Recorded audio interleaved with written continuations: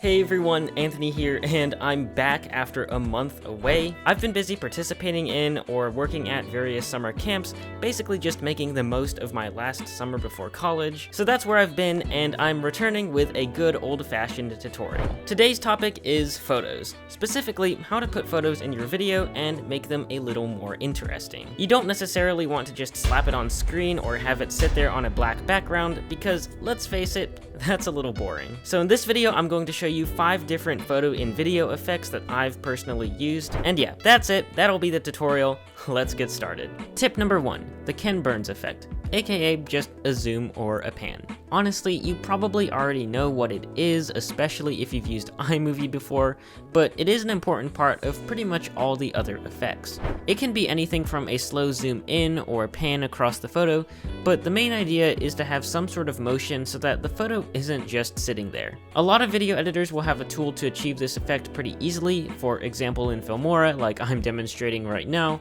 but in editors like Premiere, which I will be using for the rest of this tutorial, you can achieve the same effect by using keyframes. To add in the keyframes, you just click on the image in your timeline and go to Effect Controls. You click on this little stopwatch by position and scale. As you can see, that adds keyframes at the beginning of the image. Then you just drag your playhead this way a little bit, zoom in to the extent that you want. In this case, I want to zoom in to about 65%. You can adjust the position as well. Make sure both sets of keyframes are at the beginning and the end of the image right here, and boom, you've got a zoom. Tip number 2, light leaks. If the Ken Burns effect isn't enough, you can add a little bit of extra flair using light leaks. The light leaks are something that you will most likely have to download separately from some sort of stock footage website. I personally use Envato Elements. They do not sponsor me, and I will sell out to Storyblocks the second they email me, but in the meantime, there are plenty of options for you to look through and find the one that you like. Once you've downloaded your favorite clip, import it into your timeline and place it on top of the photo. From there, set the blending mode to screen to remove the black background and adjust the opacity if you want. The combination of light leaks and a subtle zoom is a very clean and professional look. I'm a big fan.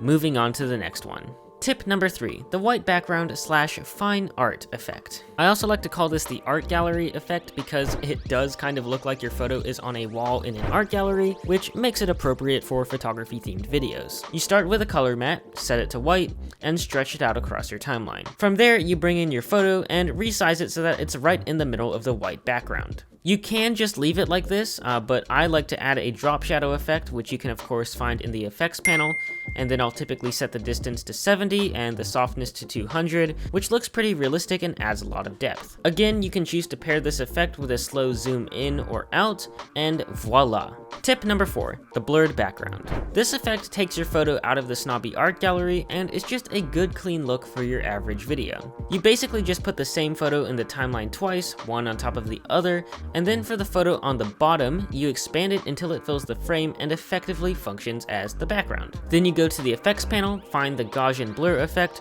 and drop it on the background layer. The amount of blur that I use always varies. You don't want too much or too little, so you kind of just have to feel it out for each individual photo. Again, add in a zoom effect, and this is a good clean look that will fit just about any style of video. Tip number 5, the paper background. This next effect builds on the previous one and in my opinion looks really cool. Basically what I did was I downloaded an animated paper background from Envato Elements and then I placed it in between my background layer and the photo. Then I set the blending mode to multiply so that the blurred photograph is visible behind the paper. This combination looks really clean but visually interesting at the same time, and I'm probably going to be using it for a while. Number 6. Okay, I know I said 5 effects in the title, but that's just because I like 5 as a number, not because I only have 5 tips to share, you know? Circling back to the light leaks effect, you can of course replace this with other textures. Some prime choices would be floating dust particles or fire sparks. You apply them to the video the same way you applied the light leaks, except if you use fire sparks, you might want to desaturate them, zoom in,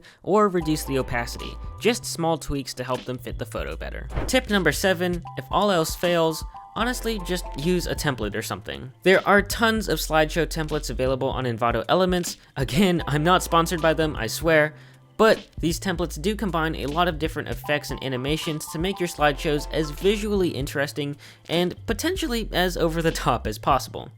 Recently, I used this template right here for a freelance video that I edited. It looks professional and everyone was happy with it, no complaints. If you found this video helpful, be sure to let me know by leaving a like. There are lots of big changes coming soon to my channel, so just be aware of that. But in the meantime, thank you for watching and be sure to subscribe.